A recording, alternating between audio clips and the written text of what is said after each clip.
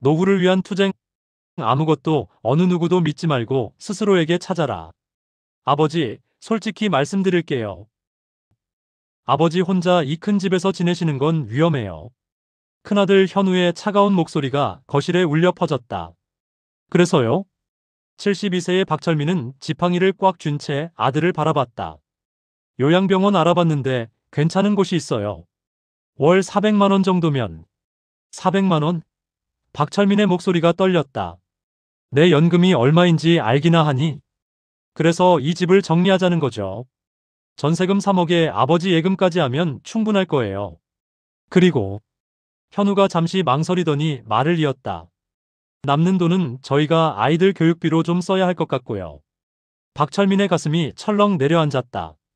40년간 고등학교 교장으로 일하며 평생 교육에 헌신했던 자신이 이제는 자식들에게 짐이 되어버린 것이다. 나도 이제 퇴직하게 되었다. 박 교장 선생님, 정말 수고 많으셨습니다. 2019년 2월 40년 교직 생활을 마무리하는 퇴임식에서 박철민은 동료들의 박수를 받으며 교직을 떠났다. 수많은 제자들을 길러낸 자부심, 지역사회에서의 존경, 그 모든 것이 그의 자산이었다. 아버지, 이제 좀 쉬세요. 그동안 너무 바쁘게 사셨잖아요. 둘째 아들 민우가 퇴임식 후 집에서 말했다. 박철민은 고개를 끄덕이며 대답했다. 그래, 이제 여행도 다니고 취미생활도 해야지. 그동안 못했던 독서도 하고. 하지만 막상 퇴직하고 나니 갑자기 찾아온 허전함이 그를 괴롭혔다. 40년간 매일 아침 7시에 일어나 학교에 가던 생활이 사라지자 시간을 어떻게 보내야 할지 막막했다. 건강의 적신호. 퇴직 1년 후 박철민에게 첫 번째 시련이 찾아왔다. 계단을 내려가다가 넘어져 허리를 다친 것이다. 아버지. 응급실에 실려간 박철민을 본 자식들은 크게 놀랐다. MRI 결과는 충격적이었다. 허리 디스크가 심각한 상태네요. 수술을 받으셔야겠어요. 의사의 진단에 박철민은 멍해졌다. 그동안 건강하다고 자부했던 자신이 갑자기 수술대에 오르게 된 것이다. 수술 후 회복 과정은 예상보다 훨씬 힘들었다. 3개월간의 입원 치료, 그 후 6개월간의 재활. 이전처럼 자유롭게 움직일 수 없게 된 박철민은 점차 우울감에 빠져들었다. 아내의 부재. 박철민의 고통을 더욱 깊게 만든 것은 5년 전 세상을 떠난 아내 순자의 부재였다. 아내가 살아있을 때는 서로 의지하며 노후를 계획했지만 이제는 혼자서 모든 것을 감당해야 했다. 여보가 있었다면. 박철민은 종종 빈 침대를 바라보며 중얼거렸다. 아내가 남긴 옷가지들, 화장품들이 그대로 있는 방을 보면 가슴이 먹먹해졌다. 허리 수술 후 거동이 불편해진 박철민을 큰아들 현우가 자신의 집으로 모셔갔다. 처음에는 며느리 미정도 시아버지를 극진히 모셨다. 아버님, 불편한 거 있으시면 언제든 말씀하세요. 고맙다, 미정아. 하지만 시간이 지나면서 분위기가 달라지기 시작했다. 며느리의 표정이 굳어졌고 현우도 점점 귀찮아하는 기색이 역력했다. 어느 날 저녁, 박철민은 우연히 며느리 미정의 전화 통화를 듣게 되었다. 엄마, 나 진짜 못 살겠어. 시아버님이 오시고 나서 집안 분위기가 완전히 바뀌었어. 애들도 친구 못 데려오고 남편도 집에 늦게 들어와. 그래도 어쩔 수 없지, 아픈데. 요양병원 알아보고 있어. 월 400만 원 정도면 괜찮은 데 들어갈 수 있대. 아니면 집에서 간병인 쓰던지. 박철민은 가슴이 철렁 내려앉았다. 며느리가 자신을 그렇게 생각하고 있다니. 둘째 아들의 동조. 며칠 후 둘째 민우도 형의 집에 찾아왔다. 박철민은 두 아들이 거실에서 조용히 대화하는 소리를 들었다. 형, 아버지 어떻게 할 거야? 솔직히 우리 집에 계속 계시기는 힘들어. 미정이도 스트레스 받고. 그럼 우리 집으로 모실까? 너네 집도 좁잖아. 차라리 요양병원이 나을 것 같은데. 비용은? 아버지 전세금 3억 있잖아. 그걸로 충분하지. 그리고 솔직히 말하면. 현우가 목소리를 낮췄다. 수민이 대학 등록금도 필요하고 내 사업 자금도 좀 부족해서. 그럼 전세금을 우리가. 아버지가 요양병원에서 쓰시고 남은 돈은 뭐 우리가 관리하는 게 맞지 않나? 박철민은 두 아들의 대화를 들으며 온몸이 떨렸다. 자신이 평생 모은 재산을 자식들이 이미 나눠 가질 생각을 하고 있었던 것이다. 현우는 며칠 후 박철민을 데리고 요양병원 몇 곳을 둘러보았다. 첫 번째로 간 해피너싱홈은 외관만 그럴듯했다. 어르신, 저희 시설은 최고급입니다. 간병인대 환자 비율도 13이고요. 원장의 설명을 들으며 박철민은 복도를 걸었다. 하지만 그곳에서 만난 노인들의 눈빛은 절망적이었다. 멍하니 TV를 보고 있거나 혼자 중얼거리거나 아무도 찾아오지 않는 방에서 천장만 바라보고 있는 모습들. 월 비용이 어떻게 되나요? 1인실은 월 450만 원, 2인실은 350만 원입니다. 박철민의 연금은 월 220만 원이었다. 전세금을 깨서 써야 하는 상황이었다. 두 번째로 간 곳은 더욱 참담했다. 시설은 낡았고 복도에는 소독약 냄새가 진동했다. 거동 불편한 노인들이 휠체어에 앉아 벽만 바라보고 있었다. 여기는 좀 더 저렴해요. 월 280만 원이면 됩니다. 하지만 박철민은 그곳에서 하루도 살 수 없을 것 같았다. 집으로 돌아온 박철민은 간병인을 알아보기로 했다. 요양병원보다는 나을 것이라 생각했기 때문이다. 24시간 간병이 필요하시면 일당 18만 원입니다. 한 달로 치면 540만 원이고요. 간병인 소개소 직원의 말에 박철민은 숨이 막혔다. 연금의 2배가 넘는 돈이었다. 12시간은 어떨까요? 그러면 일당 10만 원, 한 달에 300만 원입니다. 그마저도 연금으로는 턱없이 부족했다. 하지만 어쩔 수 없이 간병인을 써보기로 했다. 일주일 후부터 간병인이 오기 시작했다. 첫 번째 간병인은 50대 여성이었는데 경험이 많아 보였다. 하지만 3일 만에 다른 일이 생겼다며 그만두었다. 그 다음 온 간병인은 20대 남성이었는데 박철민을 대하는 태도가 거칠었다. 할아버지, 빨리 화장실 가세요. 시간 없어요. 밥 드시라고요. 빨리 안 드시면 차가워져요. 마치 물건을 다루는 듯한 태도에 박철민은 모멸감을 느꼈다. 40년간 교장으로 존경받았던 자신이 이제는 이런 취급을 받고 있는 것이다. 더 큰 문제는 간병인이 자주 바뀐다는 점이었다. 일주일에 3-4명이 바뀌기도 했고 어떤 날은 아예 오지 않기도 했다. 죄송해요. 오늘 배정된 간병인이 못 와요. 내일부터는 정상적으로. 그런 날이면 박철민은 하루 종일 침대에서 나오지 못했다. 화장실 가는 것조차 힘든 상황에서 혼자 남겨지는 것이 얼마나 무서운지 뼈저리게 느꼈다. 한 달간 간병인 비용으로 300만 원이 나간 후 박철민은 더 이상 버틸 수 없었다. 적금을 깨서 비용을 메웠지만 이런 식으로는 1년도 버틸 수 없었다.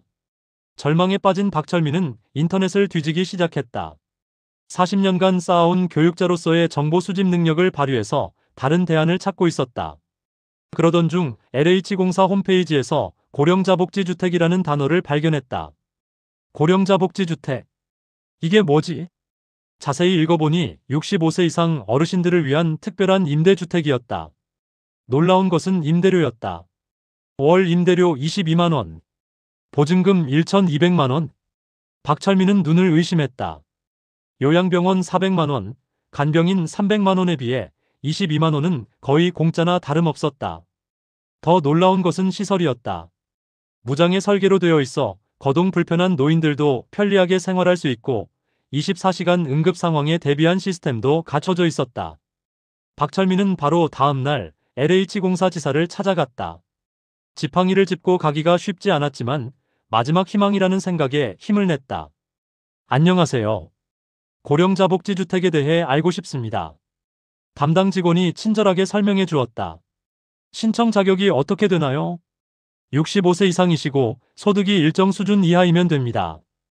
교장 선생님이셨다고요? 그러면 사회기여자 가산점을 받으실 수 있어요. 박철민의 가슴이 뛰기 시작했다. 40년간의 교육자 경력이 이런 곳에서 도움이 될 줄은 몰랐다. 당첨 가능성은 어느 정도인가요? 박 선생님 같은 분이시면 충분히 가능성 있다고 봅니다. 서류 준비해서 신청해 보세요. 그 자리에서 바로 신청서를 작성했다. 오랜만에 느끼는 희망이었다. 박철민이 고령자복지주택에 신청했다는 소식을 들은 자식들은 당황했다. 현우가 먼저 찾아왔다. 아버지, 그런 곳 가시면 안 돼요. 시설도 좋지 않을 테고 어떤 사람들이 사는지도 모르잖아요. 요양병원보다는 나을 것 같은데. 요양병원은 전문 의료진이 있잖아요. 만약에 갑자기 아프시면 어떡해요? 박철민은 아들의 말에서 진짜 속내를 읽었다. 자신이 복지주택에 가면 전세금 3억을 함부로 건드릴 수 없다는 걱정이었다. 현우야, 솔직히 말해봐. 내 전세금 어떻게 할 생각이니? 현우가 당황하며 대답했다. 아버지가 쓰시는 거죠. 다만, 수민이 대학 등록금이 좀 필요하고 제 사업도 어려워서 결국 내 돈을 쓰고 싶다는 얘기구나. 아버지, 그게 아니라. 됐다. 내 돈은 내가 쓸 거야. 막내딸의 개입. 며칠 후 막내딸 은주까지 찾아왔다. 세 남매가 모두 모인 자리에서 치열한 논쟁이 벌어졌다. 아빠, 복지주택 그런 데 가시면 안 돼요. 아빠 체면도 있으시고. 체면이 뭐가 중요해? 난 자유롭게 살고 싶어. 그래도 요양병원이 훨씬 안전하잖아요. 간병인도 있고 의사도 있고. 박철민은 세 자식을 둘러보았다. 그들의 눈에서는 걱정이 아니라 계산이 보였다. 너희들 솔직히 말해봐. 내가 복지주택에 가면 뭐가 걱정이니? 아빠 건강이 걱정이죠. 거짓말하지 마. 내 전세금이 걱정이지. 세 자식이 침묵했다. 너희들이 내 돈을 미리 계산해 놓은 거 다 안다. 수민이 등록금, 현우 사업자금, 은주 남편 빚 갚는 돈. 다 내 전세금으로 해결하려고 했지. 아빠, 그게 아니에요. 됐어. 이제 그만하자. 내 인생은 내가 결정할 거야. 경제권 수호 전쟁. 그날 밤 박철민은 은행에 전화를 걸어 계좌 비밀번호를 변경했다. 그리고 자식들 모르게 다른 은행에 새로운 통장을 만들었다. 다음날 현우가 화가 난 채로 찾아왔다. 아버지, 계좌 비밀번호 왜 바꾸셨어요? 내 돈이니까. 저희가 관리해 드리려고 했는데. 관리? 너희가 쓰려고 하는 거지. 난 바보가 아니야. 현우의 얼굴이 붉어졌다. 아버지, 그렇게 생각하시면 너무 서운해요. 저희가 언제 아버지 돈을 탐냈나요? 방금 전까지도 탐내고 있었잖아. 박철민은 더 이상 물러설 생각이 없었다. 평생 자식들을 위해 살았지만 이제는 자신을 위해 살고 싶었다. 신청한 지 한 달 후 박철민의 휴대폰이 울렸다. 박철민 선생님, LH공사입니다. 고령자복지주택 입주자로 선정되셨습니다. 그 순간 박철민의 눈에서 눈물이 흘러내렸다. 40년 교직 경력이 이렇게 소중한 자산이 될 줄은 몰랐다. 언제부터 입주 가능한가요? 다음 달부터 가능합니다. 계약 서류 준비해서 오시면 됩니다. 전화를 끊고 난 박철민은 한참 동안 기도했다. 여보, 우리가 해냈어. 아이들 눈치 보지 않고 살 수 있게 됐어. 자식들의 마지막 저항. 합격 소식을 들은 자식들은 마지막으로 저지해보려 했다. 세 남매가 다시 모여 박철민을 설득하려 했다. 아빠, 정말 마지막으로 부탁드려요. 요양병원으로 가세요. 싫다. 그럼 저희 집에서. 더 싫다. 아빠, 복지주택 가시면 저희가 얼마나 자주 뵐 수 있겠어요? 박철민이 쓴웃음을 지었다. 너희들이 날 보러 오는 것도 내 돈 때문이었잖아. 이제 돈 포기했으니까 안 와도 돼. 아빠, 그런 말씀 마세요. 됐어. 이미 결정했으니까 더 이상 말하지 마. 2개월 후 박철민은 짐을 싸서 고령자 복지주택으로 이사했다. 자식들은 끝까지 반대했지만 그의 의지는 확고했다. 새로운 집은 작지만 완벽했다. 무장의 설계로 되어 있어 지팡이를 짚고도 불편함 없이 다닐 수 있었다. 화장실에는 안전바가 설치되어 있고 응급 상황을 위한 비상벨도 있었다. 와, 여기 정말 좋네. 박철민은 혼자 중얼거리며 집안을 둘러봤다. 40년 만에 처음으로 아무 눈치 보지 않고 살 수 있는 공간이었다. 새로운 이웃들. 며칠 후 박철민은 같은 건물에 사는 이웃들을 만나게 되었다. 모두 비슷한 처지의 어르신들이었다. 안녕하세요. 새로운 박철민입니다. 교장 일을 했어요. 아, 교장 선생님이셨군요. 저는 이민호라고 해요. 공무원 했습니다. 이민호 씨도 자식들과의 갈등 끝에 이곳에 오게 된 경우였다. 여기 어떠세요? 천국이에요. 월 22만 원으로 이런 곳에서 살 수 있다니. 자식들 눈치 안 보고 내 마음대로 살 수 있어서 좋아요. 박철민은 동질감을 느꼈다. 자신과 같은 처지의 사람들이 많다는 것이 위로가 되었다. 건강한 일상. 복지주택에서의 생활은 예상보다 훨씬 쾌적했다. 건물 내에 작은 헬스장과 도서관이 있어서 운동도 하고 독서도 할 수 있었다. 무엇보다 좋은 것은 정신적 자유였다. 40년간 교직에 있으면서 쌓인 스트레스, 퇴직 후의 무력감, 자식들의 압박에서 벗어나 비로소 자신만의 시간을 가질 수 있었다. 매일 아침 7시에 일어나 가벼운 산책을 하고 오전에는 독서를, 오후에는 이웃들과 바둑을 두며 시간을 보냈다. 3개월이 지나자 자식들의 태도도 서서히 변화했다. 처음에는 연락도 하지 않던 아이들이 하나둘씩 안부를 묻기 시작했다. 막내딸 은주가 먼저 찾아왔다. 아빠, 여기 생각보다 좋네요. 그렇지? 나도 만족해. 아빠, 미안해요. 그동안 아빠 마음 몰라줘서. 박철민의 마음이 따뜻해졌다. 딸이 진심으로 사과하는 것 같았다. 됐어. 이제 지나간 일이야. 그 다음엔 둘째 민우가 왔고 마지막엔 큰아들 현우도 찾아왔다. 아버지, 죄송했습니다. 저희가 너무 이기적이었어요. 현우야, 너희도 사정이 있었겠지. 이제 괜찮아. 앞으로는 정기적으로 뵈러 올게요. 돈 얘기는 절대 안 하고요. 새로운 가족 관계. 그 후 자식들은 한 달에 한 번씩 정기적으로 찾아오기 시작했다. 이전과 다른 점은 더 이상 박철민의 돈에 대해 얘기하지 않는다는 것이었다. 아빠, 건강은 어떠세요? 응, 여기서 운동도 하고 규칙적으로 지내니까 오히려 더 좋아진 것 같아. 다행이에요. 혹시 필요한 거 있으시면 언제든 말씀하세요. 고마워. 근데 돈은 내가 다 있으니까 걱정하지 마. 자식들과의 관계도 예전보다 훨씬 편해졌다. 서로 부담 없이 만날 수 있게 되었고 대화도 자연스러워졌다. 복지주택에서 1년을 살면서 박철민은 새로운 활동들을 시작했다. 40년간의 교육 경험을 살려같은 건물 어르신들을 위한 인생 이막 강의를 열기 시작했다. 여러분, 우리 나이가 70이 넘었다고 해서 인생이 끝난 게 아닙니다. 오히려 이제부터가 진짜 우리만의 시간이에요. 매주 화요일 오후 2시 건물 내 작은 강당에서 열리는 박철민의 강의는 인기가 높았다. 자식들 때문에 상처받은 어르신들이 모여 서로의 경험을 나누고 위로받는 시간이었다. 박 선생님 덕분에 용기를 얻었어요. 저도 아들한테 당당하게 말할 수 있게 됐어요. 이런 말을 들을 때마다 박철민은 보람을 느꼈다. 교장으로 일할 때와는 다른 종류의 성취감이었다. 지역사회 봉사. 박철민은 근처 초등학교에서 명예 할아버지 역할도 하게 되었다. 일주일에 한 번 아이들에게 인생 이야기를 들려주는 시간을 가졌다. 할아버지는 40년 동안 선생님이었어요. 여러분 같은 아이들을 가르쳤지요. 와, 40년이나요? 그래요.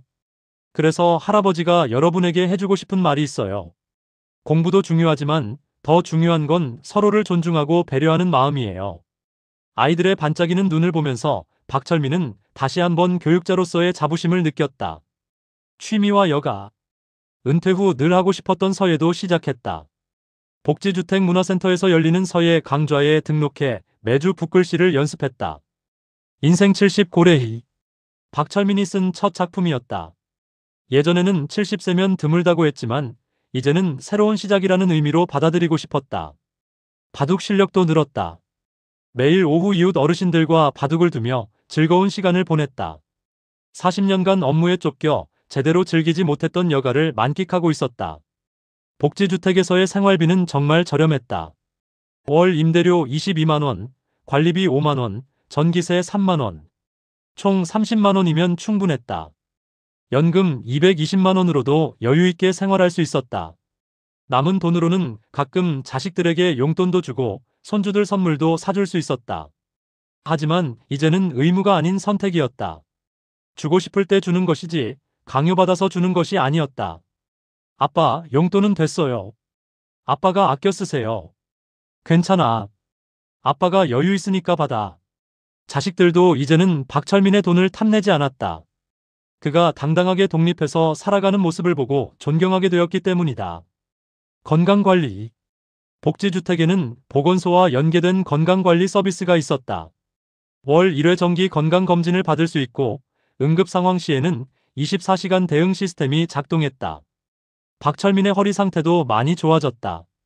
규칙적인 운동과 스트레스 없는 생활 덕분이었다. 지팡이 없이도 단거리는 걸을 수 있게 되었다. 박 선생님, 정말 좋아지셨네요. 처음 오실 때와는 완전히 달라요. 복지주택 간호사의 말에 박철민은 뿌듯했다. 마음이 편해지니 몸도 자연스럽게 회복되고 있었다. 정신적 평안. 가장 큰 변화는 정신적 평안이었다. 더 이상 자식들 눈치를 보지 않아도 되고 요양병원에 갈 걱정도 없었다. 온전히 자신만의 시간을 가질 수 있게 되었다. 매일 저녁 작은 발코니에서 차를 마시며 일몰을 바라보는 시간이 가장 좋았다. 40년간의 바쁜 일상에서는 느낄 수 없었던 여유였다. 여보, 우리가 꿈꿨던 노후가 이런 거였지? 하늘을 바라보며 죽은 아내에게 말을 걸었다. 아내가 살아있다면 분명 이 선택을 지지해 주었을 것이다. 복지주택에서 2년째 되던 해, 박철민에게 뜻밖의 인연이 찾아왔다. 같은 동에 사는 김순희 씨였다. 김순희 씨는 67세로 박철민보다 5살 어렸다. 남편을 먼저 떠나보내고 혼자 지내다가 역시 자식들과의 갈등으로 복지주택에 오게 된 경우였다. 안녕하세요. 김순희라고 해요. 박철민입니다. 교장 일을 했어요. 처음 만난 것은 건물 도서관에서였다. 둘 다 독서를 좋아해서 자주 마주치게 되었고 자연스럽게 대화를 나누게 되었다. 선생님도 자식들 때문에 힘드셨나요? 네, 비슷하실 것 같아요. 서로의 아픔을 이해하는 사이가 되면서 점점 가까워졌다. 황혼의 로맨스. 몇 달 후, 박철민은 김순희 씨에게 조심스럽게 고백했다. 순희 씨, 혹시 저와 함께 남은 인생을 보내실 생각 없으세요? 선생님, 저희 나이에 그런 얘기를. 나이가 많다고 해서 사랑을 포기해야 할 이유는 없잖아요. 서로 외롭고 서로를 이해하는데. 김순희 씨도 박철민에게 호감을 가지고 있었다. 교양 있고 진중한 그의 모습이 마음에 들었다. 좋아요. 저도 선생님과 함께하고 싶어요. 두 사람은 복지주택 내에서 공개적으로 교제를 시작했다. 다른 어르신들도 두 사람을 응원해 주었다. 1년간의 교제 후 박철민과 김순희 씨는 재혼을 결정했다. 각자의 자식들에게 소식을 전했을 때 반응은 엇갈렸다. 아빠, 정말요? 이 나이에 재혼을? 왜 안 돼?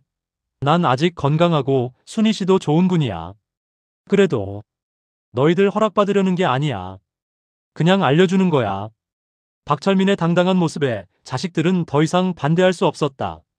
그동안 아버지가 얼마나 외로웠는지 알았기 때문이다. 알겠어요. 아버지가 행복하시면 저희도 좋아요. 박철민과 김순희 씨의 결혼식은 복지주택 내 작은 강당에서 열렸다. 화려하지는 않았지만 의미 있는 자리였다. 양쪽 자식들과 복지주택 이웃들이 참석한 가운데 소박하지만 따뜻한 결혼식이 진행되었다. 이제 서로에게 위로가 되어주겠습니다. 박철민의 서약에 참석자들이 박수를 보냈다. 재혼 후 박철민의 생활은 더욱 풍요로워졌다. 김순희 씨와 함께 요리도 하고 산책도 하고 여행도 다녔다.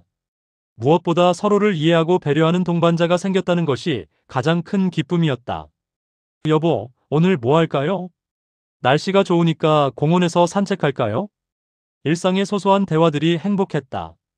자식들과의 완전한 화해. 재혼을 계기로 자식들과의 관계도 완전히 회복되었다. 아버지가 진정으로 행복해하는 모습을 보니 자식들도 마음이 놓였다. 아버지, 정말 잘 지내시는 것 같아요. 응, 이제야 진짜 내 인생을 사는 것 같아. 명절이나 생일 때면 자식들이 찾아와 함께 시간을 보냈다. 하지만 이제는 부담 없는 만남이었다. 5년 후, 2024년 현재 77세가 된 박철민은 여전히 고령자 복지주택에서 김순희 씨와 함께 행복하게 살고 있다. 건강도 양호하고 경제적으로도 안정적이다. 무엇보다 정신적으로 자유로운 상태다. 선생님, 5년 전 결정을 후회한 적 없으세요? 복지주택을 취재하러 온 기자가 물었다. 전혀요. 오히려 그때 용기를 내지 못했다면 지금쯤 요양병원에서 쓸쓸히 지내고 있을 거예요. 후배들에게 전하는 메시지. 박철민은 자신과 같은 처지에 있는 어르신들에게 이런 메시지를 전하고 싶다고 했다. 자식들 눈치 보지 마세요. 요양원이 유일한 선택지가 아닙니다. LH 고령자 복지주택 같은 대안이 있어요. 가장 중요한 건 경제권을 포기하지 않는 것입니다. 재산을 미리 넘겨주면 나중에 후회하게 됩니다. 70세, 80세라고 해서 인생이 끝난 게 아닙니다. 오히려 이제부터가 진짜 자신만의 시간이에요. 제 이야기가 비슷한 처지에 계신 분들에게 조금이나마 도움이 되었으면 좋겠습니다. 늦은 나이라고 포기하지 마세요. 우리에게도 선택권이 있습니다. 박철민의 이야기는 단순히 주거 문제를 해결한 성공담이 아니다. 자식들의 압박과 사회적 편견에 맞서 자신의 존엄성을 지켜낸 한 노인의 용기 있는 선택이다. 그의 선택이 더 많은 어르신들에게 희망이 되기를 바란다.